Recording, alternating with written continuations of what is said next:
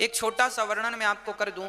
आपने देखा होगा शंकर जी के मस्तक पर चंद्रमा होता है। ये चंद्रमा कहां से आया है, आपको पता है? इसकी जानकारी है? एक बार माता पार्वती ने देखा कि शंकर जी के पांव का, दाहिने पांव का अंगूठा, उस अंगूठे का जो नख है, नख नाखून बड़ा था। तो पार्वती जी ने सोचा इसे काट दूं। आप लोगों के नाखून बड़े होते हैं तो काट लेते हैं कि नहीं? हम लोग काटते रहते हैं। तो माता पार्वती ने सोचा कि चलो भगवान शंकर का ये पांव का अंगूठे का नख बड़ा है, इसे काट देते हैं। तो माता पार्वती ने उसे काटना जैसे ही प्रारंभ किया तो वहां से जल की धार निकलने लगी भगवान शिव के चरणों से। पार्वती जी ने देखा कि वो नख कट तो गया है पर जल की धार रुक ही नहीं रही। तब पार्वती जी ने हाथ जोड़कर भगवान शंकर से कहा, हे नाथ, ये आपकी क्या लीला है? तब भगवान शंकर ने कहा, देवी आपने मेरे नख को क्यों काट दिया? पार्वती जी बोली, बहुत बड़ा था, आपको चोट ना लग जाए, मैंने काट दिया। शंकर जी ने कहा कि जिस नख को तुमने काट दिया है वह नख मेरे से बिछड़ करके रो रहा है कि अभी तक तो मैं शंकर के चरणों में था, अब शंकर से बिछड़ करके कहां। शंकर ने उस नख से कहा कि बेटा रोना मत, तुम मुझे बड़े प्रिय हो,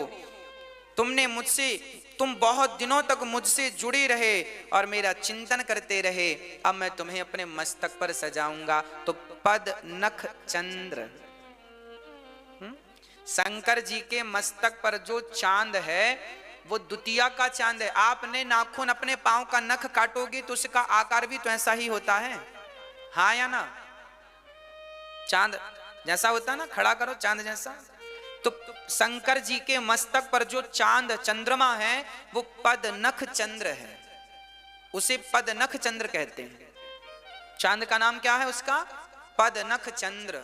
पांव के नख का चांद है, इसलिए पद नख चंद्र कहा जाता है। द्वितीया का चांद जैसा होता है वैसे ही वो आकार है।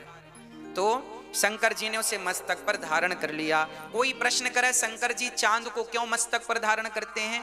क्योंकि भगवान शंकर जी का सिद्धांत है कि जो मेरा हो गया, शंकर जी का अवतार है ना, कर्पूर गौरम करुणावतारम संसार सारम भुजगेंद्र हारम सदा वसंतम हृदयारविंदे